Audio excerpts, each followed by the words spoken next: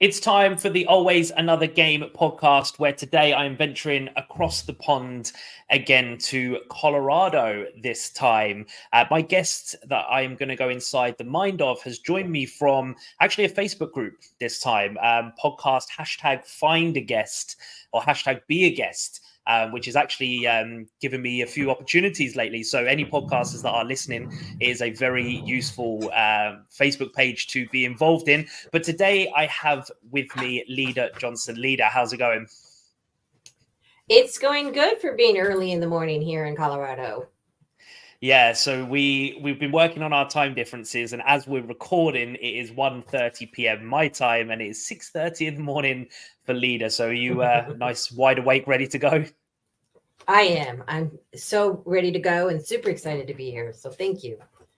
No, thank you. And I find this fascinating because, as I just said to you in the room before we were talking, my last guest used this word seasoned athlete. And as much as you've been playing sport all your life, the topic that we're going to cover today in good detail, because it's fascinating, is more so what you've been achieving in the latter part of your activity, your sporting career. So I can't wait to kind of share that part of it. But first and foremost, this athlete mind. So Lida, you have been through a variety of different sports, but most noticeably, there's one called through trekking, which I'm going to get you to explain shortly. And then Ironman has been your thing.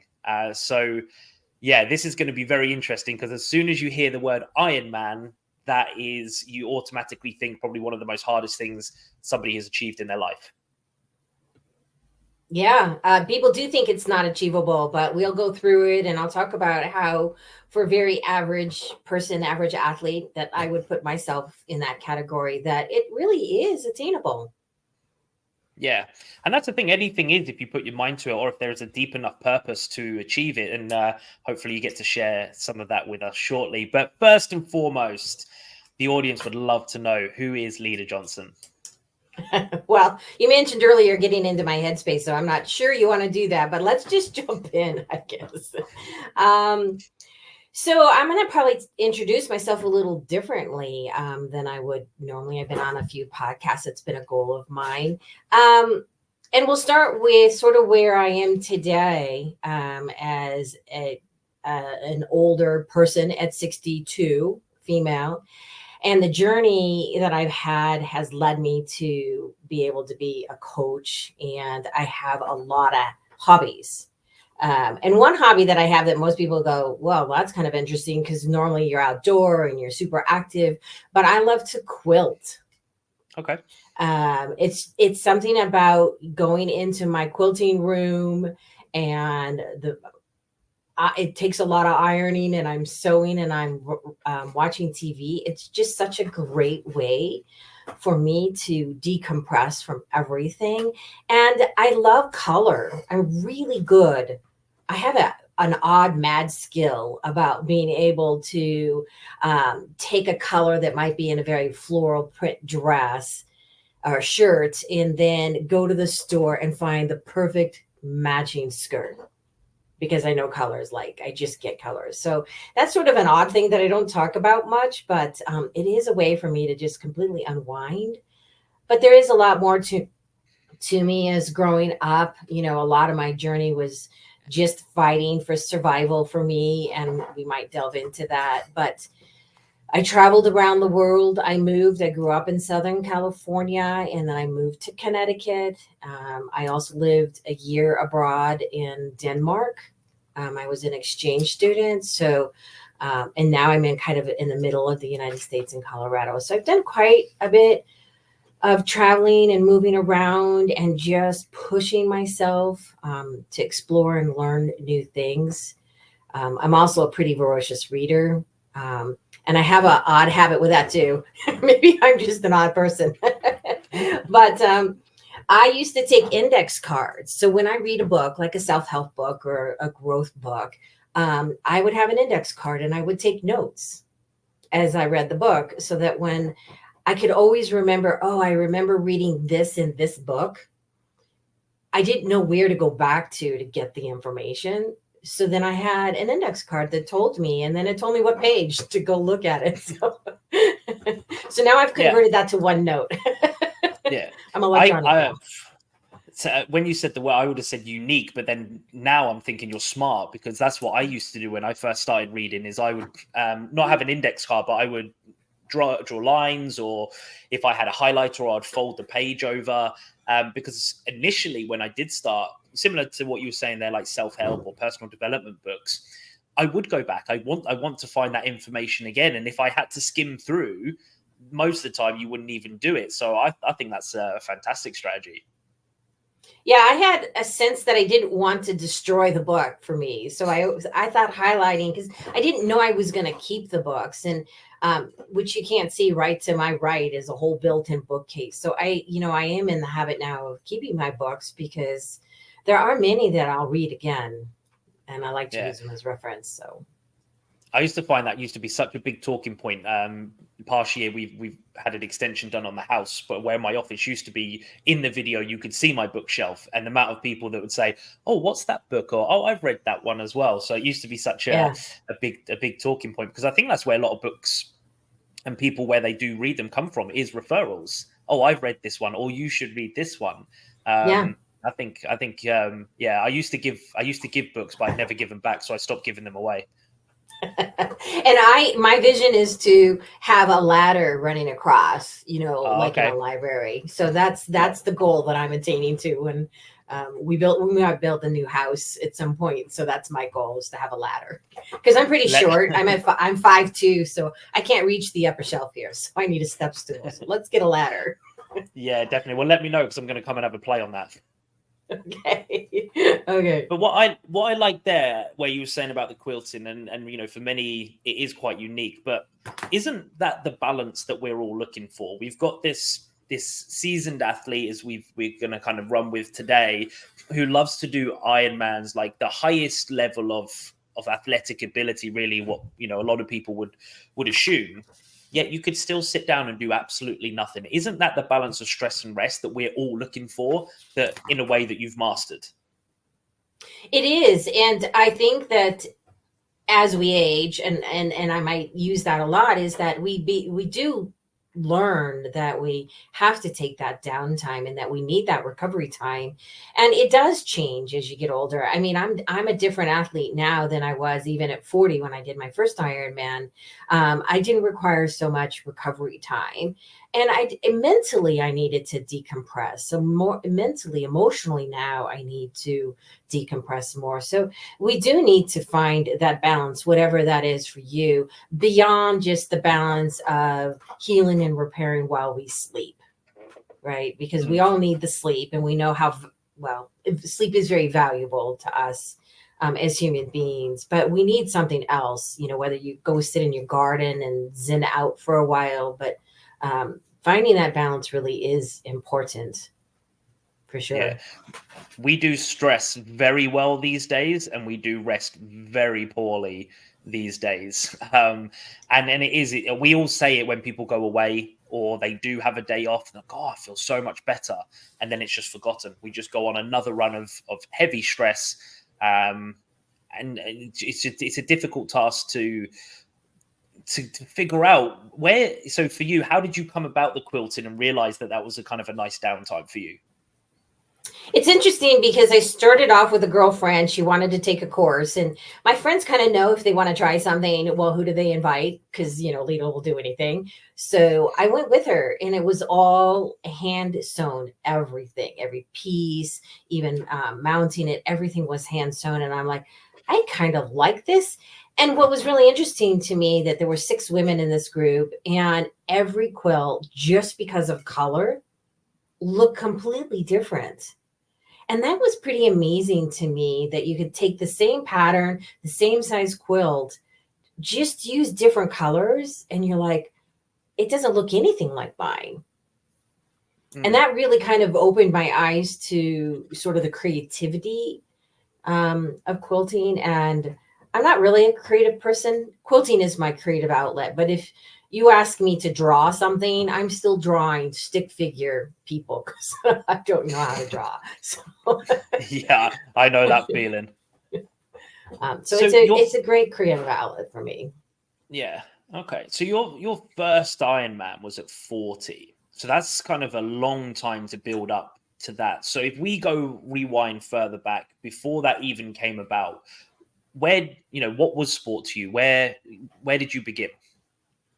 Sport to me was probably starting at age 4, age 5. I grew up in Southern California, as I mentioned earlier, and I grew up in a generation where we didn't have, the helicopter parent, right? When our parents left for work, we were on our own and we just needed to be back at home by dark.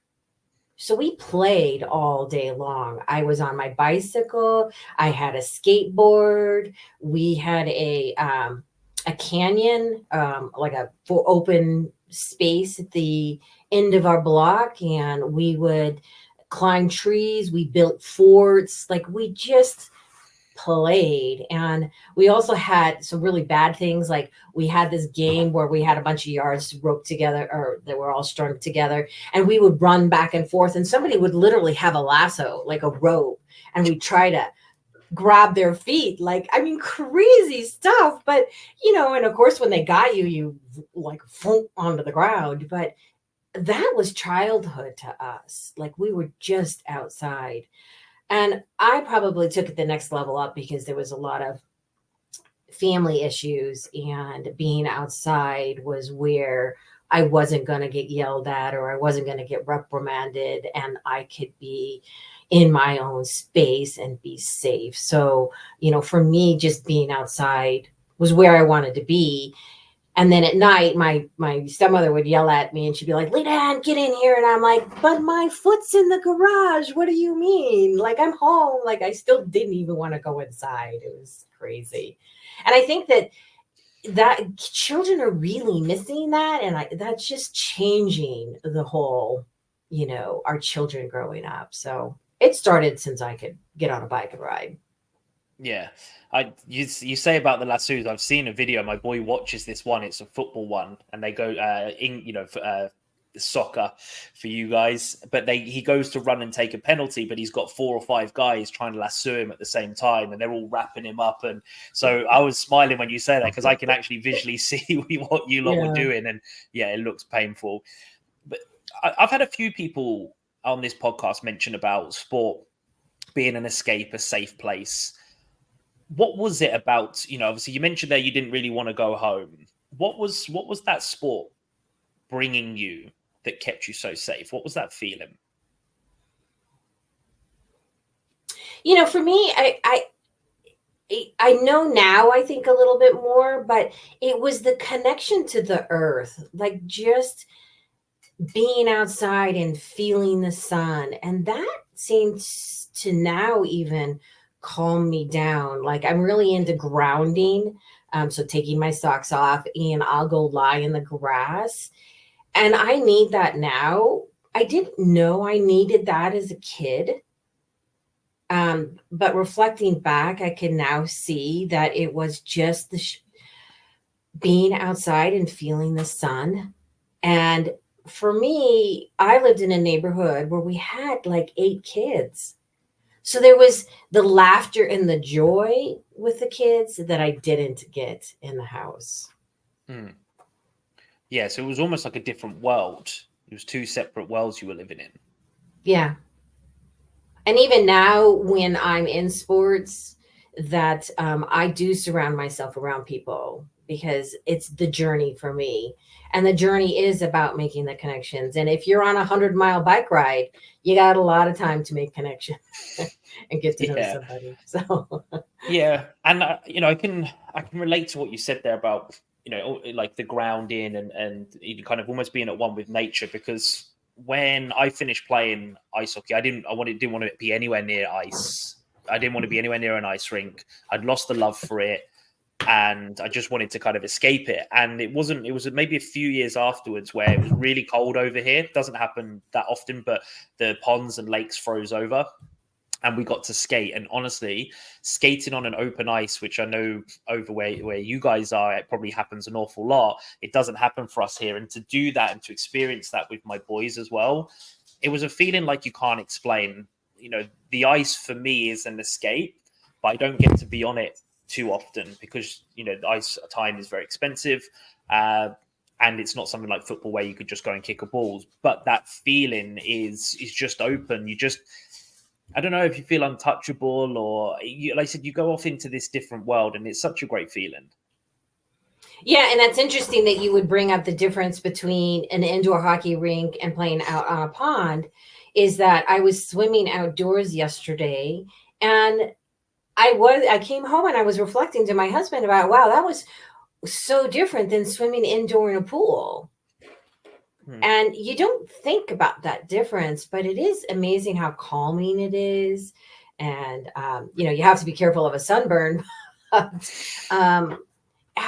How relaxed I was. And I came home, and again, we're kind of looking at building a home at some point, or buying a new home and retiring. But I'm like, we have to get a pool now.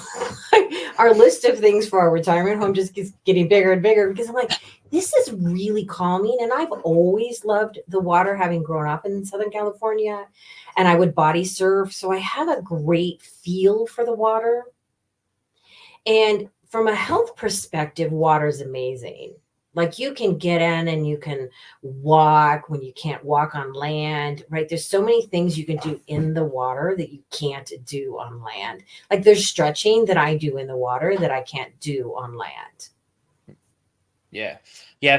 Open water swimming is become a lot more popular over here. A lot popular. One of my, a couple of my clients do it, and they say the differences between that and the pool is insane. And yeah, there is a power to being around water. I know there was a big thing a year or two ago saying you should be around a body of water for like 20 minutes a day, scientifically proven to calm you and things like that. So connecting with nature. I guess some people might be listening to this and first instinct would be, oh, that sounds a bit woo-woo, like a bit out there, a bit crazy. That's not me. But sometimes it's not even thinking too much about, like I said, just going to lie on a grass. You don't even have to think that you're trying to ground, you're actually just doing it. And if you picture yourself lying on the ground in the sunshine, most people would feel quite relaxed. Yeah, and there's so much research, about how being outside helps with depression and anxiety. I mean, it really is, it soothes the soul.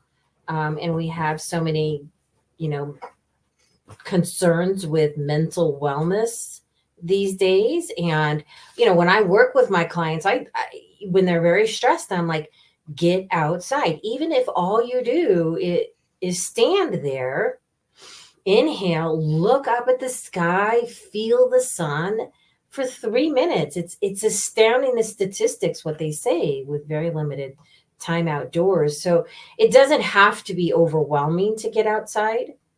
I do encourage long-term outside, because there is a difference with being out there. Like, if you enjoy camping, things like that, because we're actually getting ready. It'll be our 4th of July here coming up, and we're going camping. And that's a way that I also ground, by just being outside and sitting in front of I don't know if we can have fires here. We've had so much dryness, so fires haven't been allowed. But that extended period of time of being outside, even if you're not moving, is compounding the wellness effect, if you will. Yeah. It's fascinating already in just this short time we're talking. I can see the pattern here with, not having a safe place at home, wanting to be outside, you talking about grounding in nature. I can see why you followed the path that you've had into the Ironman. And, obviously it's not an indoor sport, but just before that, a little bit earlier in your sporting activity, you did something called through hiking. Now, I know what hiking is, but through hiking, I don't know how much different that is. Can you just share with us kind of that part of your journey and what through hiking is? Yeah, so I was 26. I had been going to night school, so I didn't go to college, a traditional university college situation. And I was writing a paper, and I saw in the National Geographic magazine this thing called the Appalachian Trail. And it is a trail that runs from Georgia to Maine. And it's about 2,100 miles. So you might have to convert for me. Yeah. And I'm like, well, this is really interesting. So I started writing this research paper to prepare for the hike as a female. And I, at the time, had no intention of hiking it. So I'm like, okay, well, you know what? Now I've done all the research. I know all the equipment I need to get. So let me just do it. So through hiking means that you hike the entire trail from beginning to end. Or in my case, I started in the beginning in Georgia. I went to Virginia, and then I went back up to Maine and came back down. You'd also be considered a through hiker if you did it in small segments. So there's a large population of people that take their 1 or 2 weeks of vacation or holiday, and they go out and they hike segments of the trail. So when you've completed the whole thing, you've done a through hike. Okay. So what was it about the hike that you went from just, kind of writing a report on it to actually going to do it that made you think, yeah, this is actually something I want to do? Yeah, I don't really know. I think I just didn't know what I wanted to do with my life. I knew that there was something grand planned for me, but I didn't know what it was. And I had the time because I didn't really have I did have a full-time job, but it didn't mean a lot to me. So I had the time to do it. And I was scared. There's an organization called that you can connect with other people. So I didn't want to do it on my own. So I connected with this woman, and we get out on the trail, and she's like miserable. So we get about 200 miles in, which is, nothing really in the grand scheme of things, right? Yeah. And she wants to quit. And I'm terrified. Well, I thought I was terrified, but as soon as she was no longer part of the journey, I changed. And I didn't think that I would, but I found that she would go really fast to where we were going to camp for the night. And then we'd be there at 1:00, and then I'd just be sitting there. And as soon as she was no longer with me, I just lollygagged. I took my time. I'd arrive at camp at 3 or 4. So my journey changed from how I approached it. So I was kind of thankful in a way in the end that she left. Now, we started late in the season. There is sort of a season that you do it because Maine is very cold and you need to finish before probably into September. And we didn't start until much later. So I knew I couldn't finish it. So I left the trail, and I had met these guys who were also through hiking, and one of them lived in New Hampshire. And what's really funny is, so I go up to Maine and I come down and I run into these guys again. Okay. And then I hiked with them, and then I came back down. So I was I did almost the whole thing by myself, the bottom line, which was scary, exhilarating, liberating, a lot of things mixed in there. Yeah, I love it, because it's something that we talk about in this podcast a lot, which is accidental intent, that you didn't intend to go out and do all of this stuff, but it all fell upon you and you just implemented and actioned it along the way. So it was kind of, when they say everything happens for a reason, that's kind of how I use accidental intent, that it just falls upon you and you just say yes and you just go for it. How come you didn't quit? Well, I tell you, I almost did, but I'm going to borrow the accidental intent. So I had zero experience backpacking. I practiced in my friend's backyard with his dog. And when I had to go to the bathroom, I went inside. So that was my practice. And so when I went out and I read my journal, it's like everything hurt. I was having my menstrual cycle. It was raining. I'm like, this sucks. What am I doing? But I just kept going. And then when I came back down, I was literally almost 250 miles from finishing. And the guy that I met from New Hampshire, I called him because we really made a connection. And I said, I'm quitting. And he said, you can't quit. And I said, well, of course I can. And he's like, but you're 250 miles from finishing. That's nothing. And, this is a dream of a lot of people to do. You can't quit. And I'm like, but I'm not having fun anymore. And he's like, he's like, well, who cares about fun? And I'm like, well, I do. I'm out here alone. I want this to be enjoyable. And I was putting a lot of pressure on myself to be home by Thanksgiving because that's how late in the season I was.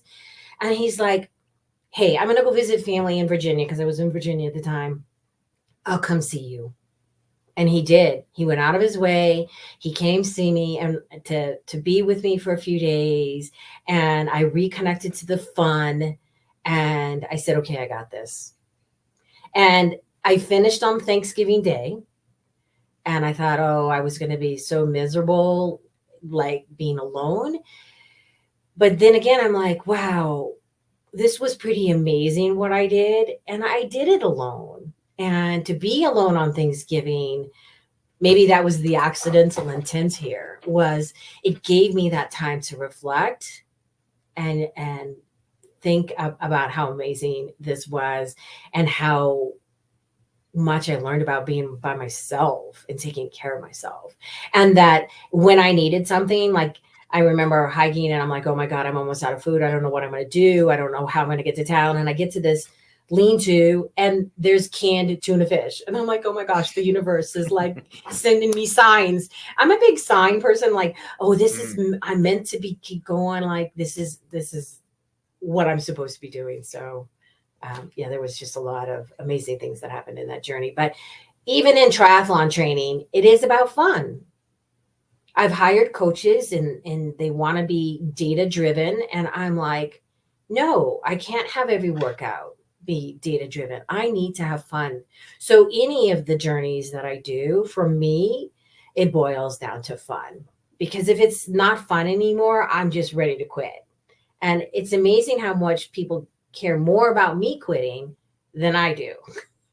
Because I'm like, who cares if I finish this? I mean, I've been hiking for 6 months. I'm like, who cares?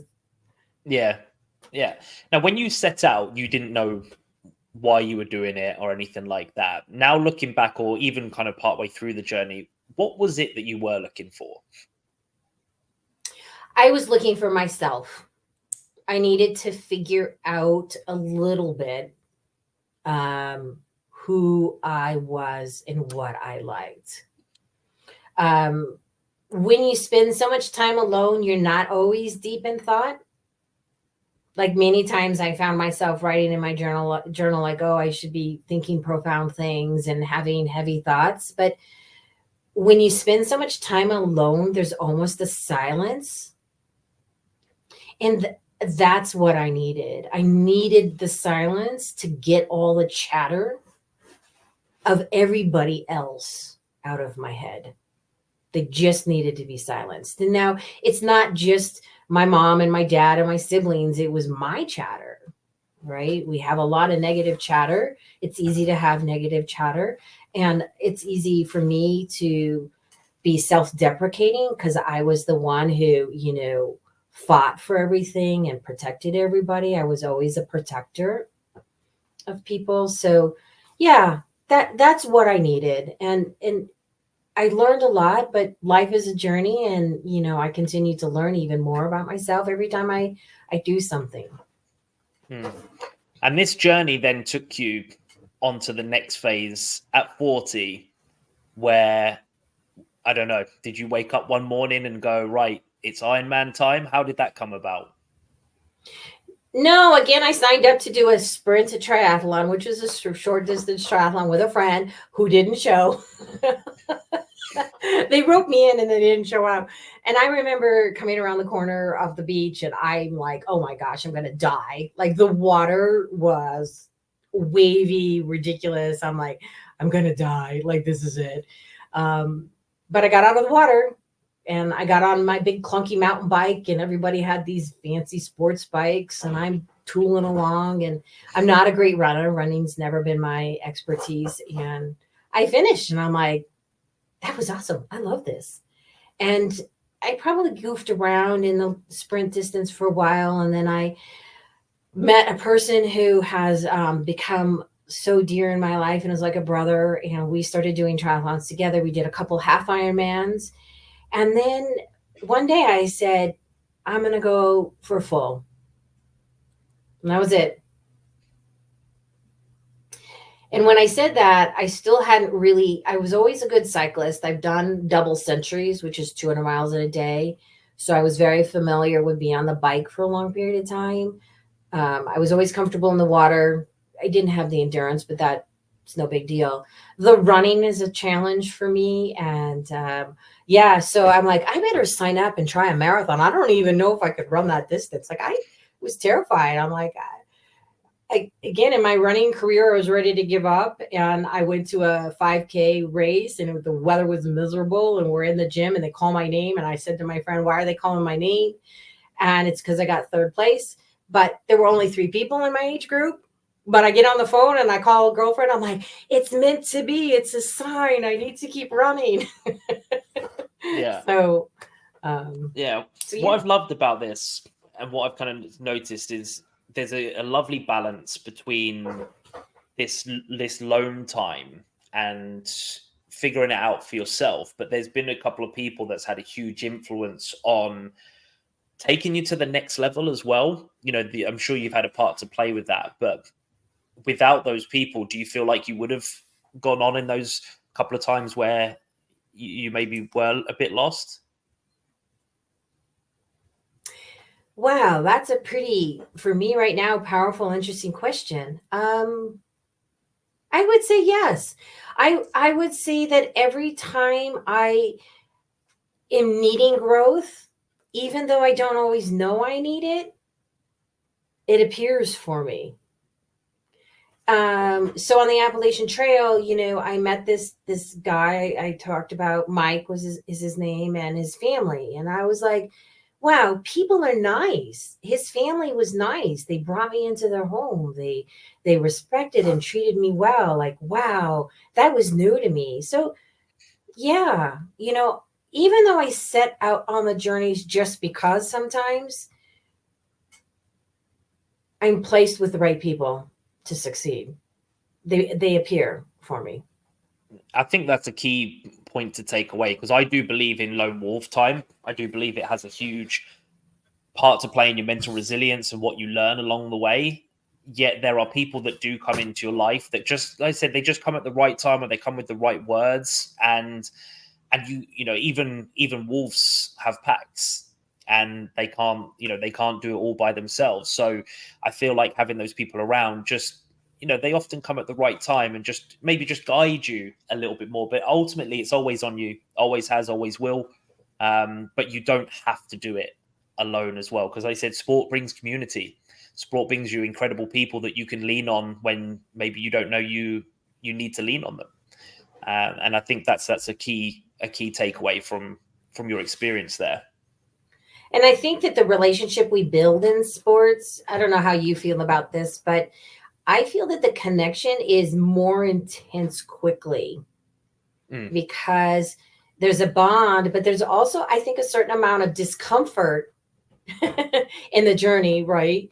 Of sitting on a bike or playing hockey or sweating and getting whacked with the stick. I'm only guessing here. But that creates a kinship, you know, of caring and wanting you to succeed that you don't get as quickly in a non-sports environment. Would you agree with that? Yeah, I would. You're forced into an environment. It's the same if you went to work, right? You're forced into sitting next to people that already work there. Yet there's something different, especially we spoke about this again before. Even individual sports, there's still a team element, whether it's a coach or a training partner, or, you know, your training group. You often train in groups as well, even in an individual sport. And there's an understanding that people outside don't necessarily understand. You know, for me with ice hockey as well, there's a huge tribal protection element, that when you're on your team, even if somebody on the other team is your friend, in that game, they're not your friend. Your friend and your tribe is on this side, and you must protect them. And then after the game, you can go and be their friend again. It's very weird, but there is a, you know, I guess there's a tribal element in sport, and you build a deeper connection quicker because you have to. Because if you don't, the result often is loss. Yeah, but you mentioned something I think is interesting because, you know, you mentioned it being at work versus sports. And I think at work, we put on facades and we protect apart. Like, some work environments I've created really lasting relationships, and others there's a part of me where I don't share. And I think that in sports, that protection layer, maybe, or the layer that doesn't share everything, is eliminated. Because when you're running around and breathing heavy, you're not thinking about, well, how can I protect myself? You're in survival in a sense.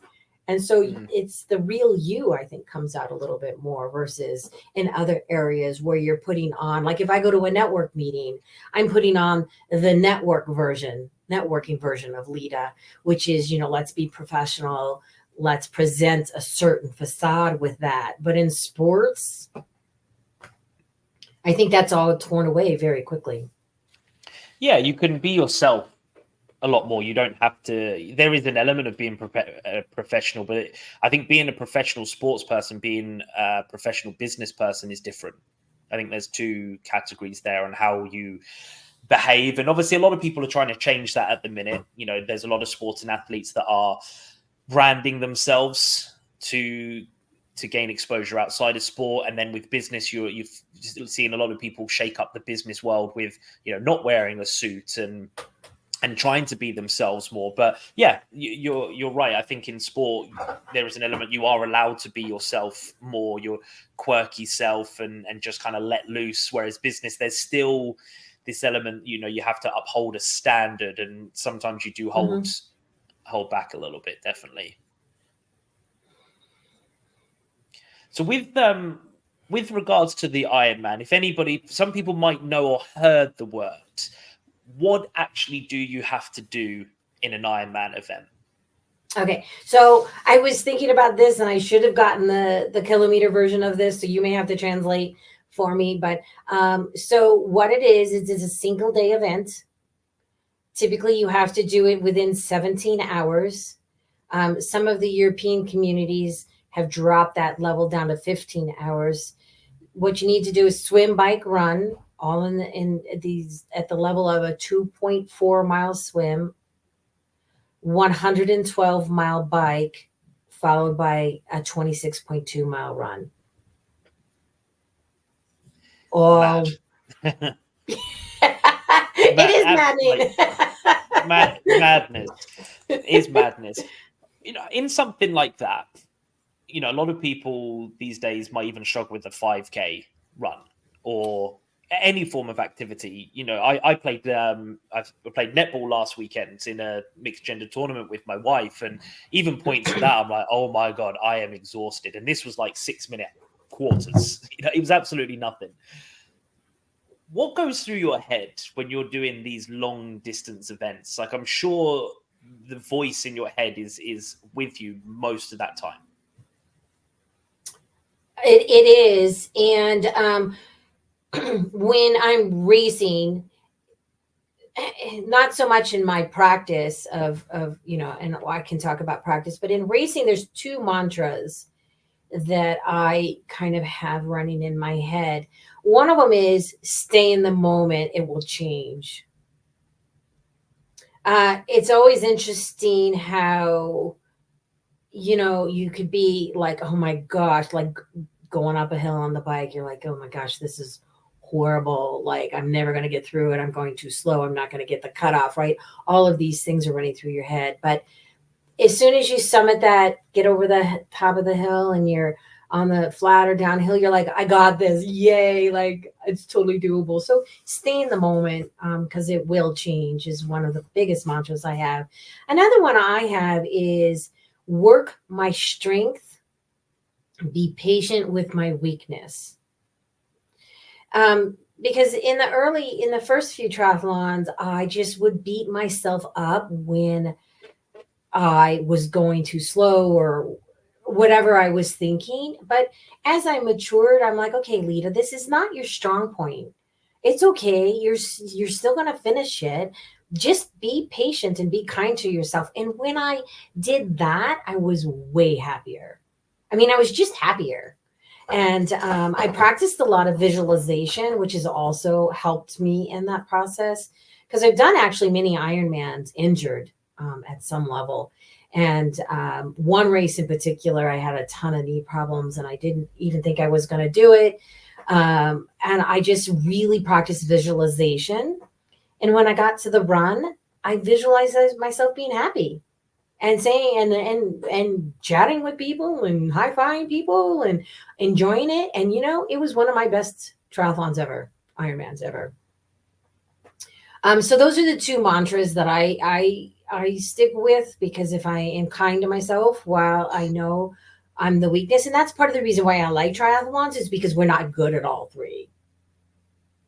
Right? I mean, you can't, if you're a pro, you're proficient at all three, but you still have a good one, right? Like a lot of the, pro triathletes will be like, okay, I'll cream them on the bike, right? And I'll gain so much time ahead of them.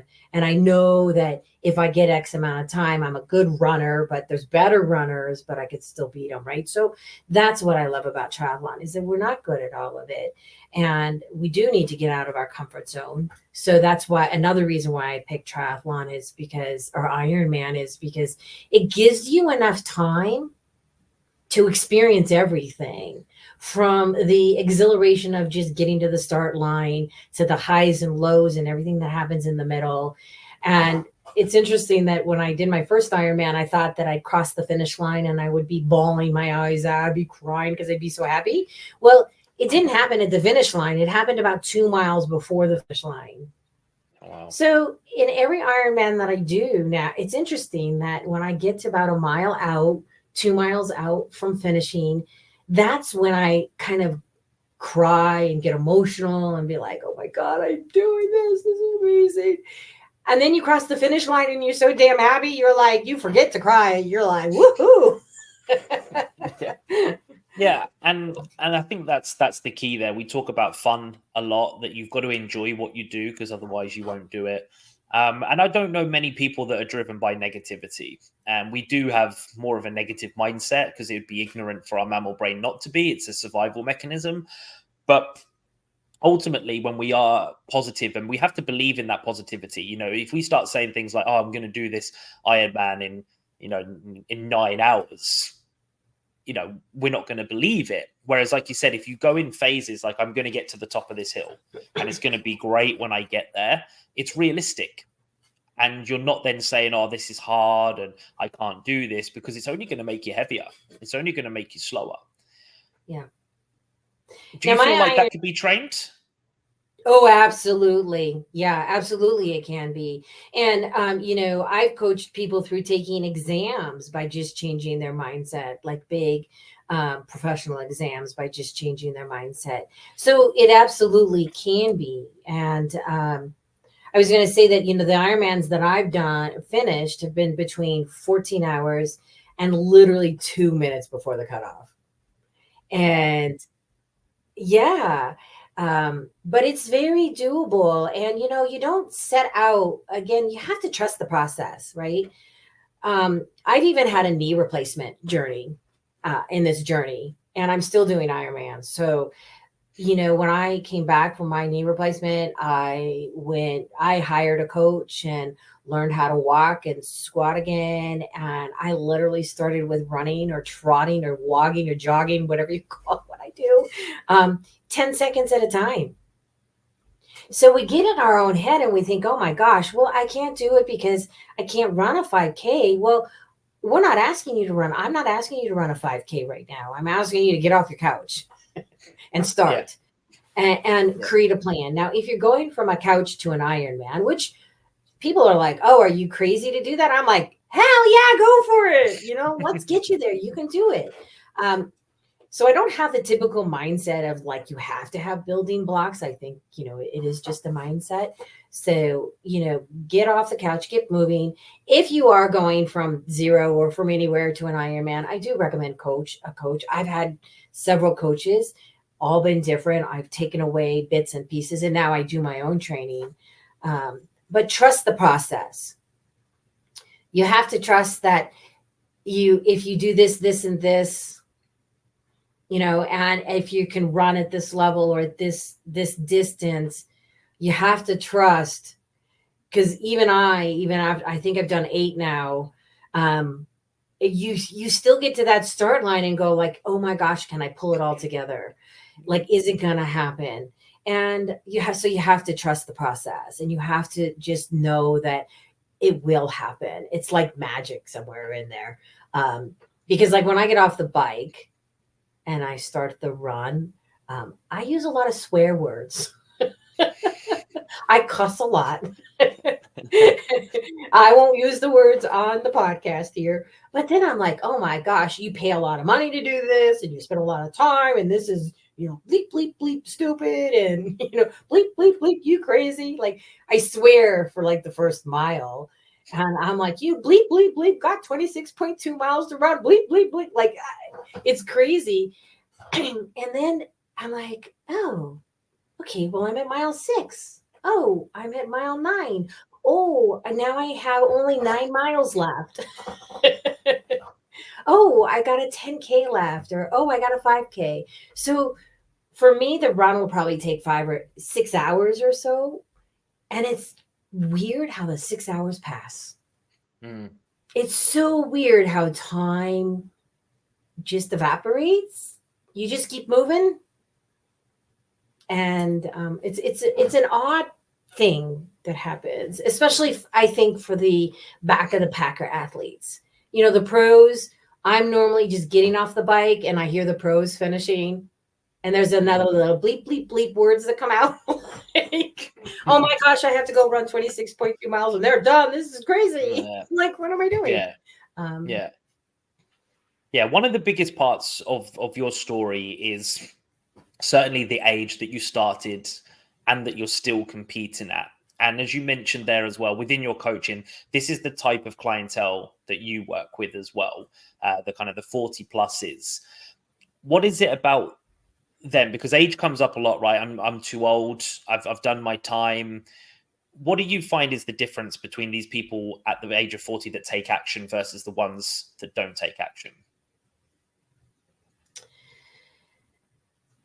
They want to try, they want to give it a whirl. And then what happens is they get this confidence.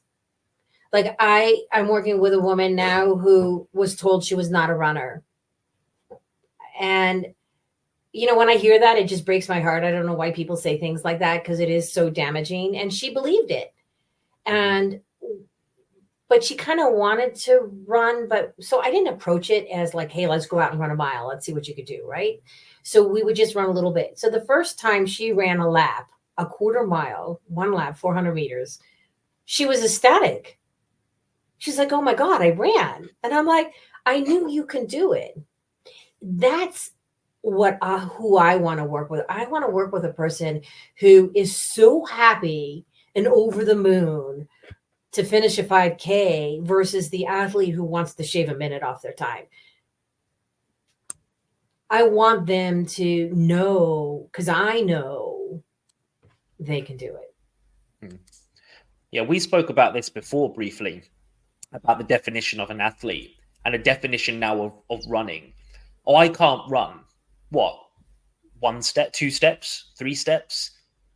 Can you not put your feet in front of the other, for 30 seconds? Yeah, most people can. But the definition of running to most people would be, I would assume, a 5K is kind of like almost like the minimum entry point, isn't it, for going for a run? Whereas actually, no, running's just a minute, 30 seconds, a minute. And let's bring it all the way back to the starting point. But it's so easy for us to protect ourselves. And so we spoke about the athlete, the definition of an athlete. It's like, well, no, I'm not an athlete, because they see it as you need to be being paid and in front of thousands of fans. Whereas no, an athlete is anybody that I would assume you would classify anyone that partakes in some form of competition. I would actually even bring that down a little bit and say that it's a person who is moving, right? You are an athlete if you choose to walk out your front door, and I will say rather consistently, and go for a run, walk, whatever that is to you, right? We're all on a different journey and we're all at different starting places. I mean, I have been plagued with some injuries. I'm taking some time off, recovering. I went for literally a 15-mile bike ride right? It's like I still have 100 more to go. And I came home to my husband and I was like, oh my gosh. I said, I was doing so much self-talk out there saying, okay, Lida, you know that if you took the time and when you're ready, you could come back. But, for me to go ride 15 miles, I consider myself an athlete. Now, it's not the same person that I was. And I think that that's what needs to change when we age, because I've seen a lot of people stop participating in sports because they have this image of themselves as a version of something, as a version of a speedy bicyclist or a pro hockey player or whatever it is. And they can't get away from that. And so they don't participate anymore. I've seen that a lot. And I'm just like, well, come on, let's have some fun. And they're like, oh no, I can't do that. And I just had a friend who didn't participate in a local half marathon because she's like, oh, I wouldn't have beat my pace. I'm like, what do you mean? You only participate if you know you're going to beat your previous time? Like, and what's the likelihood of that? And what's the likelihood of you being in first place? I mean, most of us are average athletes, right? Or maybe somewhere in between the spectrum of great and what I would consider myself as a back of the packer kind of athlete. So we get lost and we don't do or participate because we have this image of ourselves of being whatever that is. If we've got somebody like that listening right now, whether it's 40 plus or early 30s or whatever it is, that are currently not partaking in any form of sport or activity because they believe they're too old, their time is done, what advice could you give them today to get them into taking action? I would bring it back down to, I mean, maybe for me is a fun and a tribe. Find that community, reconnect to the reason why you love to do it in the beginning. And when you can reconnect to the joy of being outside, then I think that you'll get that feeling of, oh, like maybe the runner's high again that they talk about, right? I never got the runner's high myself. Running is not my favorite. I'll do it. But I do love being outside. And so if you can connect to the why about that, I mean, like even for yourself, I know you've transitioned, right? So how did you change? Like, did you reconnect to your why? Did you have fun? Did your kids get involved? I mean, change the environment around that, and then you'll reconnect to it, and then create a plan and go for it again. Because I think that we need some goals. Yeah, I'd say for me recently, it's been getting into helping coach my boys' football team, where initially I was like, I'm not doing it. I'm just going to sit back and watch and enjoy. And the athlete in me was just eating up inside on the sideline. And as I've started to get more involved, even if my time is tight, I'm like, no, actually, this feels right, because I eventually said yes. And I think that's the biggest point, is just if you feel something in your gut, running, skating, netball, football, going to the gym, walking club, whatever it might be, if the gut feeling is there, just give it a whirl. Most places offer free trials anyway, or, no commitments early on. Just give it a go. You never know what you'll find unless you try. Yeah. And maybe this isn't an approach to everybody because it can scare the crap out of you, but I would say if you've always desired to do something and you've always kind of put a block or been intimidated about it, sign up for it and then figure out how to get it done. Tell everybody, right? Around here, a big goal is to hike a 14er. It's a 14,000 foot mountain. That's a big goal for a lot of people. And a lot of people are intimidated to do it. I would say you're going to do it, set a date, and then figure out how to have it happen, and tell everybody in the process. So that's what I did with the first Ironman, because I was so terrified I wouldn't finish it. I told everybody. Yeah. And then my friend's like, oh, Lida, come on, you're going to finish it. You finish everything you start out to do. And I did, but everybody knew that I was doing it. Now, when you're doing an Ironman or probably any event, no one cares what time you finish. Right? No one has ever asked me, well, Lida, how long did it take you to do that?